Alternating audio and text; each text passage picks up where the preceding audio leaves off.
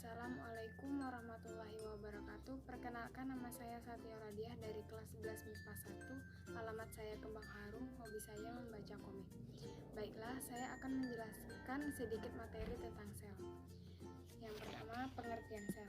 Sel merupakan unit terkecil dari makhluk hidup secara struktural dan fungsional, serta tidak dapat dibagi lagi menjadi bagian yang lebih kecil. Secara struktural, sel merupakan unit terkecil dari makhluk hidup. Secara fungsional, sel memiliki kemampuan untuk dapat melakukan berbagai proses kehidupan seperti perombakan, sintesis, respirasi, dan lain-lain. Yang kedua, struktur sel. Sel memiliki 3 struktur utama, yaitu membran sel, sitoplasma, dan organel sel.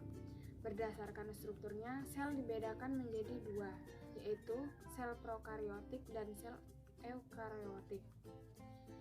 Struktur sel yang pertama yaitu membran sel. Membran sel merupakan batas antara lingkungan luar dengan bagian dalam sel. Membran sel bersifat selektif permeabel, yaitu hanya dapat dilewati oleh zat-zat tertentu seperti glukosa, asam amino, gliserol, dan ion. Fungsi membran sel yaitu sebagai reseptor, melindungi isi sel agar tidak keluar dari sel, mengatur molekul dalam keluar masuk sel, proses terjadinya biokimiawi. Membran sel terdiri dari lapisan protein dan lapisan lipid rangkap 2 atau lipid bilayer. Yang kedua, sitoplasma.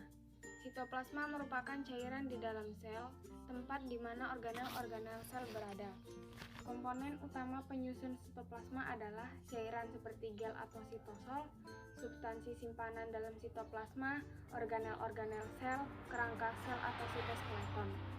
Yang ketiga, organel-organel sel. Organel sel terbagi menjadi 9 bagian. Yang pertama, nukleus atau inti sel. Nukleus berperan sebagai pengendali kegiatan sel. Berdasarkan jumlah nukleus, sel dapat dibedakan menjadi 3. Yang pertama, sel mononukleat atau inti tunggal, sel binukleat atau inti ganda. Yang ketiga, sel multinukleat atau inti banyak. Yang kedua, retikulum endoplasma merupakan benang atau jala yang mengelilingi sitoplasma.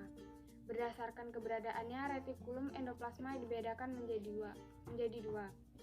Yang pertama, retikulum endoplasma kasar, yaitu permukaan diselubungi oleh ribosom. Yang kedua, retikulum endoplasma halus, yaitu permukaan yang tidak diselubungi oleh ribosom. Yang ketiga, ribosom. Ribosom merupakan organel terkecil di dalam sitoplasma. Terdapat 2 subunit yang menyusun ribosom. Ribosom disintesis di dalam nukleus, berfungsi untuk sintesis protein.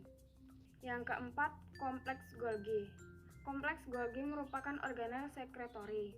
Kompleks Golgi memiliki fungsi untuk tempat sekresi polisakarida, membentuk membran plasma, membentuk glikoprotein untuk dibawa keluar sel. Hampir semua sel tumbuhan dan hewan memiliki kompleks Golgi. 5. Lisosom. Lisosom adalah membran berupa kantong kecil yang berisi enzim hidrolitik atau lisozim. Lisosom berfungsi untuk melakukan pencernaan intrasel, autofagi, eksositosis, autolisis, dan menghancurkan senyawa karsinogenik.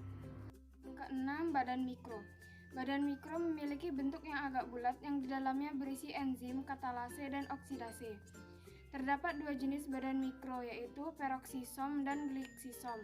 Peroksisom terdapat pada sel hewan, fungi, dan daun tanaman tingkat tinggi. Gliksisom terdapat pada sel tumbuhan. Yang ketujuh, mitokondria. Mitokondria memiliki bentuk bulat panjang seperti tongkat dan terdapat pada sel eukariot aerob. Mitokondria tersusun dari krista dan matriks mitokondria. Fungsinya untuk oksidasi makanan, respirasi sel, dehidrogenasi, fosforilasi, oksidatif, dan sistem transfer elektron. Yang kedelapan, kloroplas. Kloroplas hanya terdapat pada sel tumbuhan dan algae. Di dalam kloroplas terdapat klorofil dan stroma. Fungsi kloroplas yaitu untuk tempat berlangsungnya fotosintesis. Yang kesembilan, sentriol. Sentriol terdiri dari satu lapis silinder yang di dalamnya terdapat 9 mikrotubulus. Setiap sel hewan, beberapa mikroorganisme, dan tumbuhan tingkat rendah memiliki 2 sentriol dan sitoplasma. Sentriol berperan dalam proses pembelahan sel.